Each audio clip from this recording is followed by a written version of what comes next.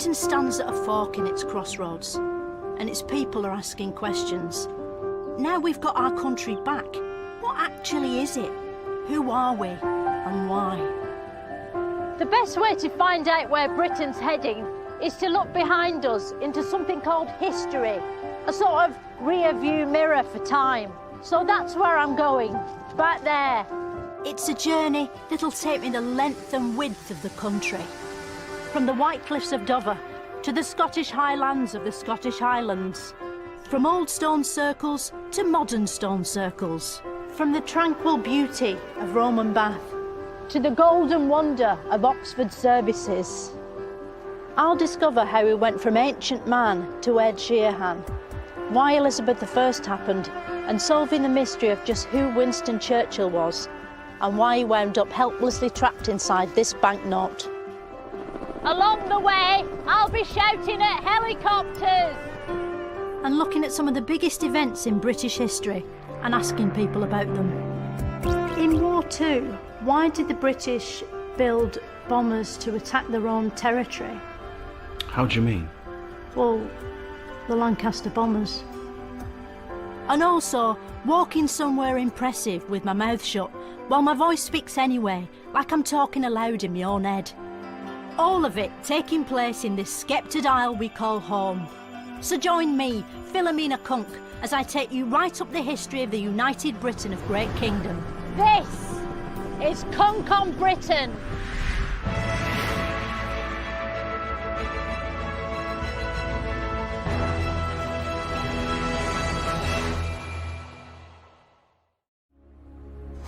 In the last episode, we saw how Britain was invaded by the Victorians, who fought and won the Industrial Revolution, but not without losing their leader, Queen Victoria, who stopped happening just as the 20th century began. Now, as well as a new century, Britain had a new monarch, King Edward, who, despite his name, wasn't a potato, but a man. Edward's coronation was a grand affair, celebrated with a song that was to become Britain's unofficial theme tune, Land of Open Glory.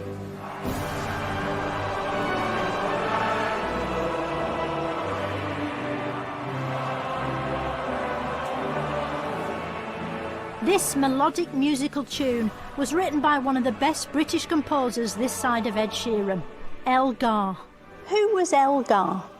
He sounds sort of rough. Was he a caveman or something? No, Elgar was a composer in the late 19th century. When someone like Elgar's invented a new tune, how did they sort of convert it into orchestra mode so it's being played by instruments? He probably, when he composed it and notated it out and had the sound in his head, he would then what's called orchestrate it. So he'd write out all the parts for all the different instruments, and then he'd hand that over to an orchestra and they would play it. How do the instruments know what to play though? Because it was all written out for them. Their little part was written out for them, and all the little parts joined together. So the instruments have people attached to them? They do. So what's Land of Hope and Glory all about? What's its core message? Well, it's a patriotic song. People think it's about bashing the drum for Britain, really. If you sang it in, like, Portuguese, would it still feel British, or would that just fucking ruin it? Well, it wouldn't have any meaning, but you might get that it sounded like it was supposed to stir you up without knowing why or what it was about. So it's sort of like Three Lions, isn't it, by the Lightning Seeds with Frank Skinner and David Baddiel? It is. But less catchy. Sadly, no amount of patriotic music could save the new monarch from an early death. And in 1910, King Edward died and was buried beneath the soil to rule over his fellow potatoes for all eternity. Little did he know it at the time, but he'd narrowly avoided tragedy by dying, because just a few years later, in 1914, Britain suffered the first of many 20th century shocks. Nowadays, first world is something you put in front of the word problem to show that it isn't really that bad, like running out of couscous or not being able to check Twitter in a tunnel. But back then, first world was what they called the war.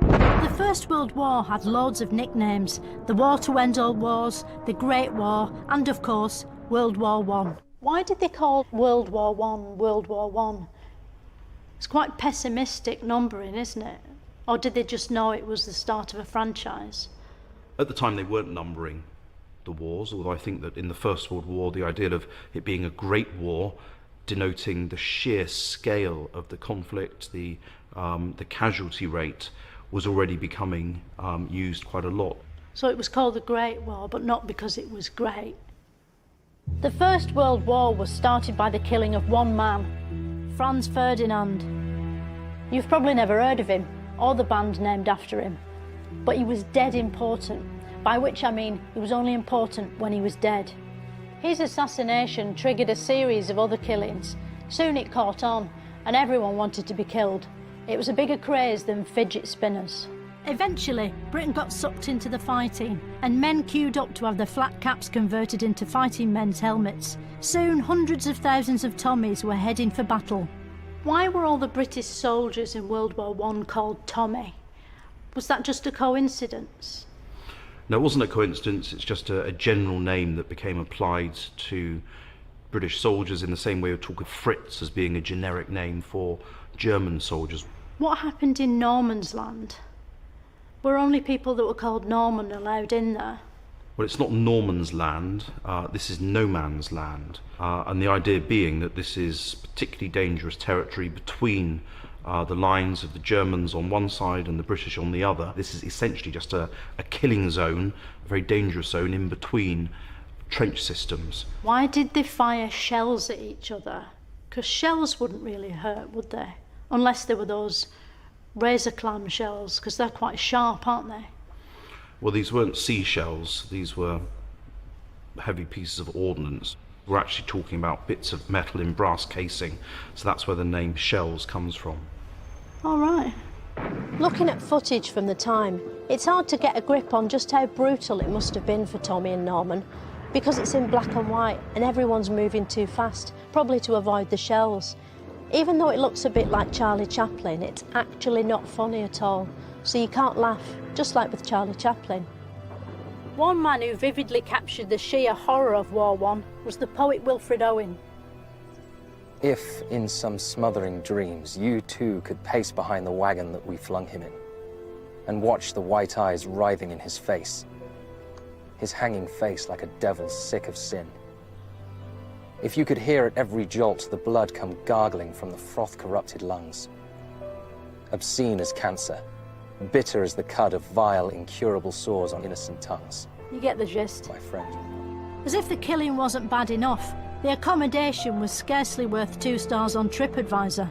Soldiers had to live in trenches, snaking cramped corridors of filth and squalor, without so much as a patio.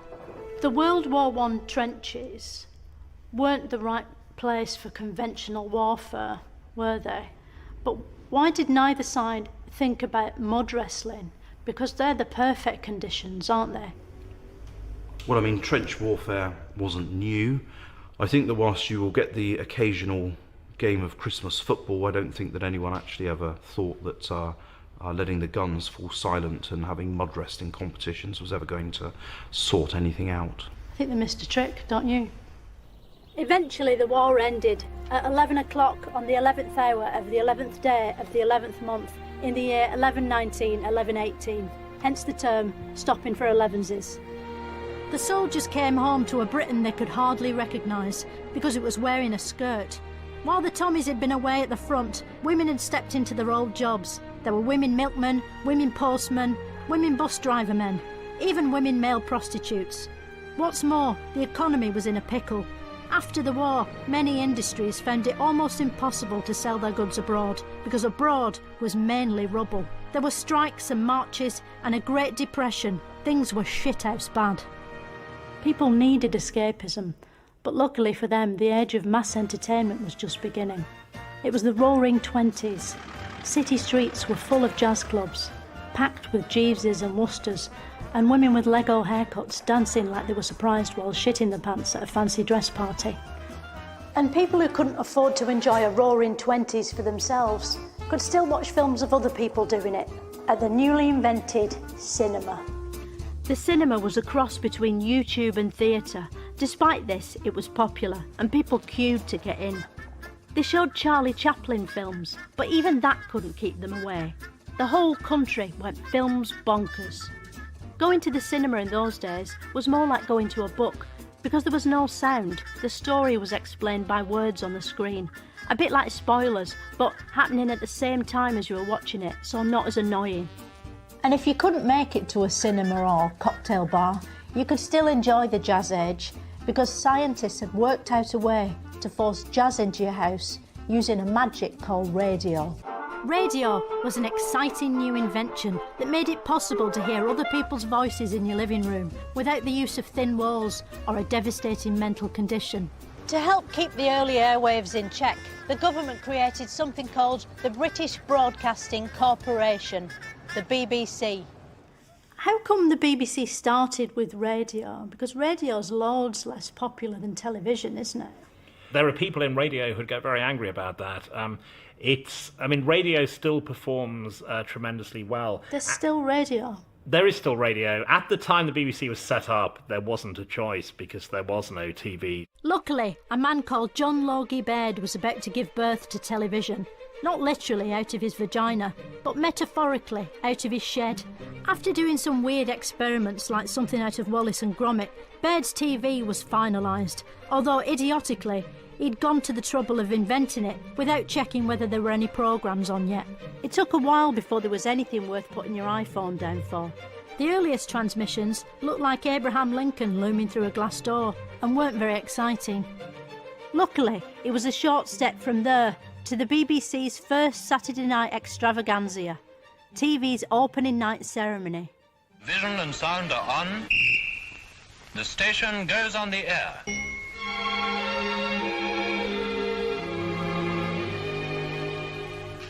A mighty maze of mystic magic rays.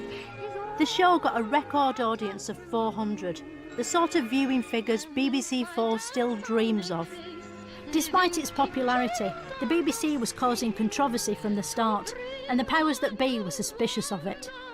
Why did the government start the BBC in the first place? It seems like these days they're always trying to close it down. Was it one of those stupid mistakes they made, like Brexit? The government didn't strictly start the BBC. The BBC was originally a private company in 1922. It employed a rather fierce Scottish guy called John Reith. And people still talk about Reithian values and Reithian broadcasting. Reithian values were to inform, educate and entertain. What, all at the same time? Yeah. Since those early days of black and white tat, the BBC has grown throughout the years to become one of the biggest programme shitting machines in the world, making groundbreaking, iconic programmes which still try to inform, educate or entertain.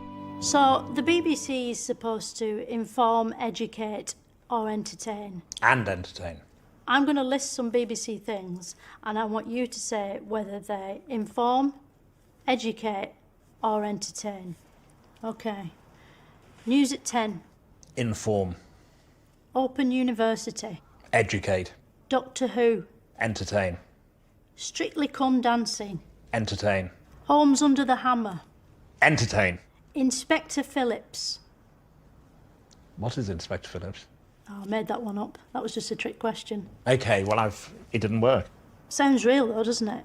Inspector Phillips. No, I instantly knew that it wasn't a real one. Eat Well for Less. It's where Greg Wallace and another man see how much a family spend on a week's shopping and then criticise them. Make them eat porridge from Lidl. Inform. Well done. Sorry, I wasn't totting up the scores. Thank you. But this golden future of television would have to wait, because back in 1939 times, the TV signals were suddenly switched off, because someone decided to start another war to end all wars. When he became leader of Germany, Adolf Hitler was a funny-looking character with silly hair, a bit like Boris Johnson, but he turned out to be a hateful maniac who would let nothing get in the way of his ambition, a bit like Boris Johnson.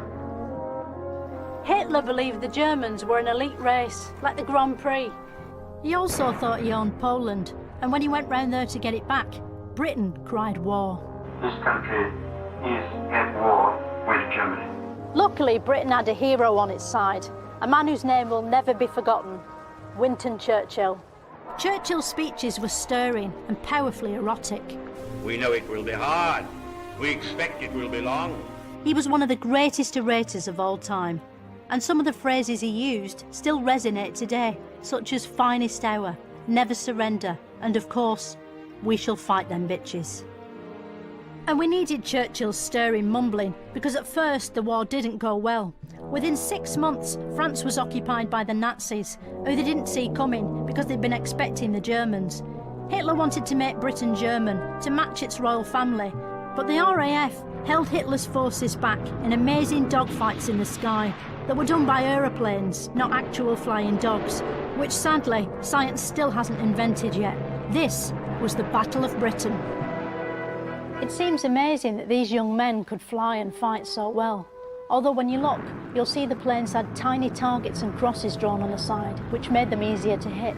But planes weren't only used in dogfights. The Germans changed tactics. Instead of attacking planes, which could move out of the way, they attacked the ground, which couldn't, in something called the Blitz. Preceded by a shower of flares, German bombers rained fire and high explosive bombs in their most savage attack on London. Hitler's pilots started dropping bombs, sort of aeroplane poos, and people had to hide from them.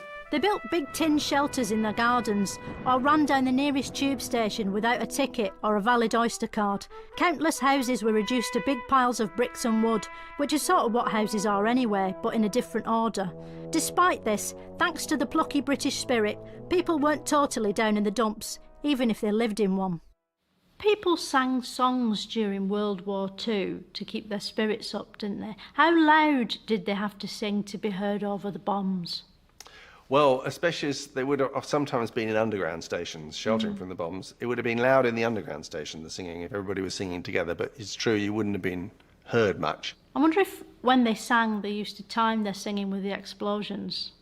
That would be a fun thing to do. It would be difficult. Very difficult to time it. It's quite random, the falling of bombs. In the war, there were lots of songs taking the piss out of Hitler, weren't there? How come they don't sing those sorts of songs anymore? Well, he's not around anymore, so it's not so amusing. Where is he? Well, he's dead. He's dead? Yes. Oh, right, so it'd be disrespectful to Well, not so much ill of him. disrespectful as pointless, really. Pointless. A bit pointless. Yeah. A lot of singing was needed, because even when the Blitz ended, the war was far from over. There were many huge battles to come, most of which will never be forgotten, because they've since been converted into blockbuster movies. How was it we beat the Germans at Dunkirk in War II, but still didn't win the whole war? Well, first of all, I think we've got to stop calling it War II. I mean, it's the Second World War if you're American, and you have to have it this way, it's World War II, but you know, that's the language we tend to use. But in terms of Dunkirk, I think that's the wrong way round. We actually lose at Dunkirk. We lost at Dunkirk? We lost at Dunkirk. I mean, I don't think so. It turns out Dunkirk was a huge disaster. Like most sequels, War II was proving less fun than War I. What made the war harder was that we didn't know what the Germans were planning, because they said it in a sort of code language known as German. It took a team of British boffins using a magic typewriter called the Enigma machine literally loads of time to crack it, but crack it they did. And with Germany's secrets twatted wide open, Britain and its allies were able to organise D-Day and invade France, but in a nice way. In gruelling and exciting scenes like these, expertly depicted in the pulse-quickening video game Call of Duty 2, soldiers scrambled out of their boats, looking for power-ups and health kits, terrified every second that a Nazi bullet might kill them, forcing them to respawn several feet away and be delayed by a number of seconds. Eventually the British won, and immediately there was widespread jubilation and people dancing about in black and white and getting off with people who were almost certainly dead now. A new, hopeful era had dawned, an era which 41 years later included the BBC painting and decorating television sitcom Brushstrokes.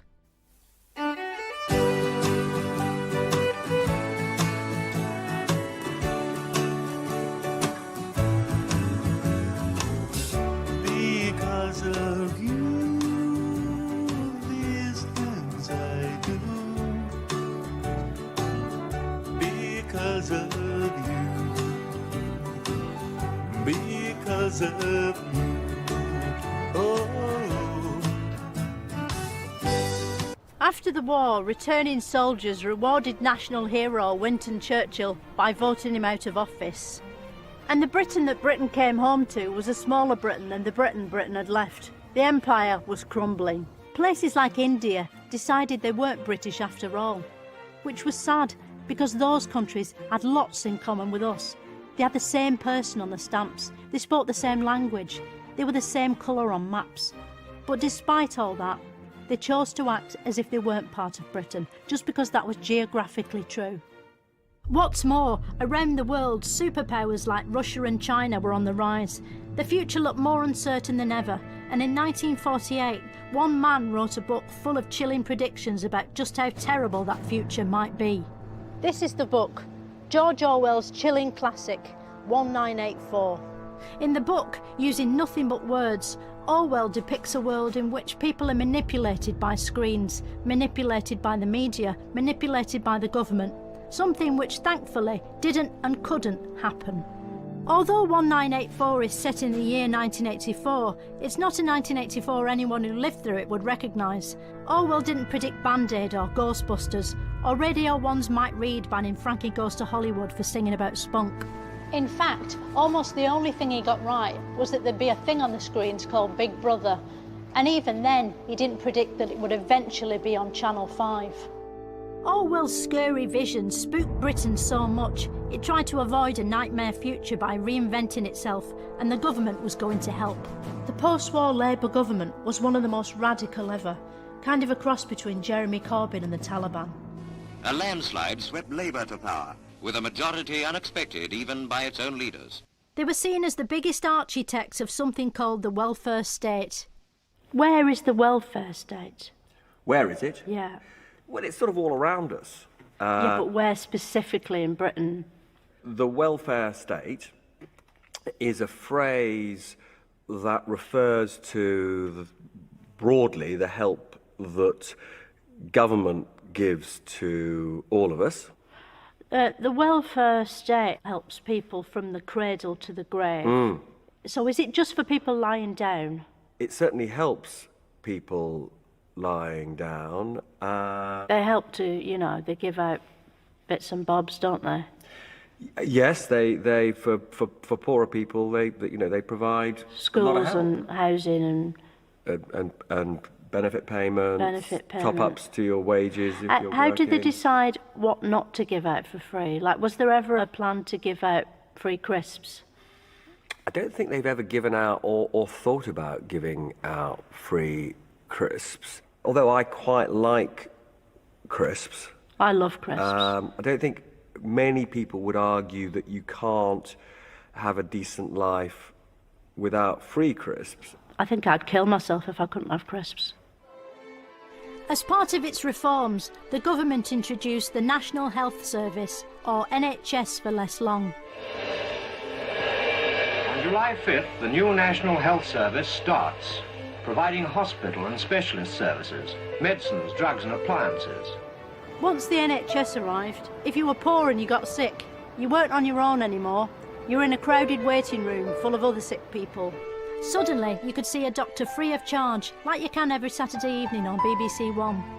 But staffing all those hospitals wasn't going to be easy, so Britain looked abroad for help. In 1948, the government granted British citizenship to everyone living in Commonwealth countries, a sort of reverse Brexit, or tick-serb. And a few months later, 492 migrants made the journey from the Caribbean to Britain on board the Empire Windrush, which was a sort of sea car or boat. The newcomers soon discovered life in Britain was very different to Jamaica. It was colder, wetter. We had potatoes instead of posh fruits.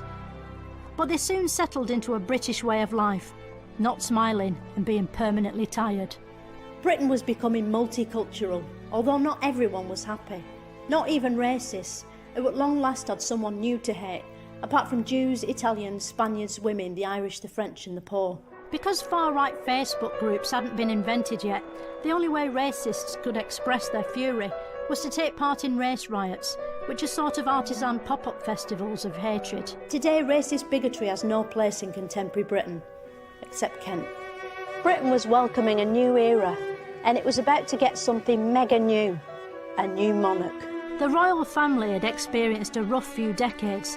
Before the war, King Edward had abdicated so he could spend more time in his mistress. His brother George also vacated the throne unexpectedly early to spend more time in his coffin. This meant his eldest daughter Elizabeth was to be the new female king at the age of just 25.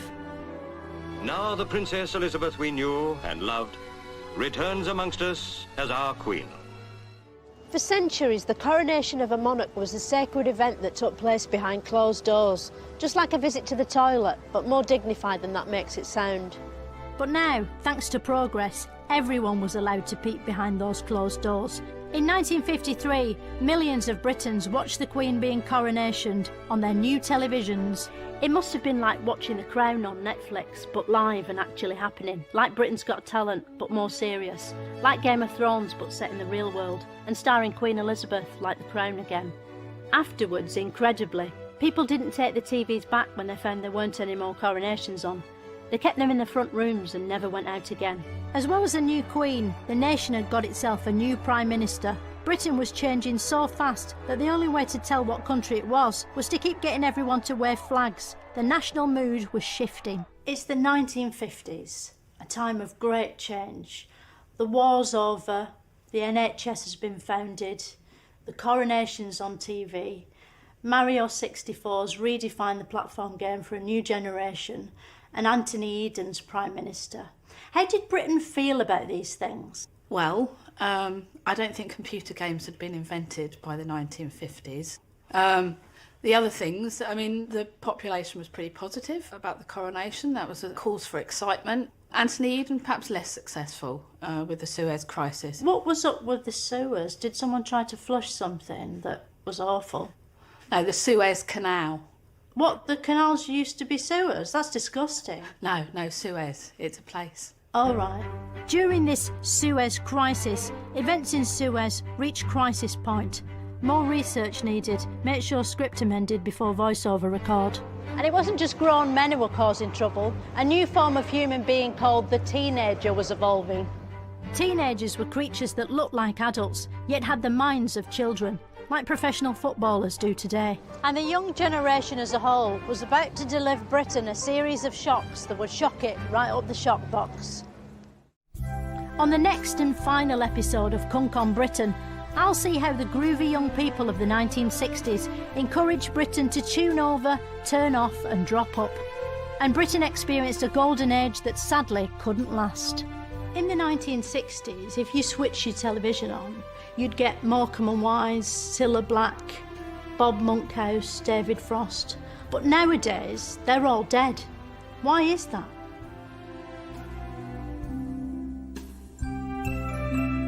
Well, you just knew that she would. Beverly is forced to tell Carol the truth about Muck. Episodes Friday night at 10. And for company from BBC Three, head to BBC iPlayer for all the episodes from Series 1 and 2 of This Country. Now,